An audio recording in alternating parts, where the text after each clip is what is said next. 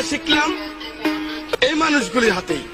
এই মানুষগুলি আমাকে শিখেছে মৃত্যুর পরে মান রব্বকা মান হাজার মান রব্বকা মান দীনুকা মান হাজাল্লাযী ফিহি।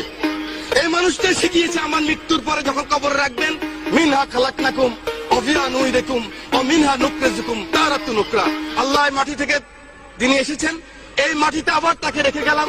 সেই মানুষগুলিকে একটা জিনিস আমি দেখেছি, মাননীয় স্পিকার, এভাবে কান ধরায় এই মানুষগুলিকে যখন এই কান ধরায় পিঠের মধ্যে লাথি মেরে যখন পার করেছে, গ্রাম বাংলার লক্ষ কোটি মানুষ তখন কান্না করেছে। মাননীয় স্পিকার, এটা কিন্তু আল্লাহ সহ্য করবে না।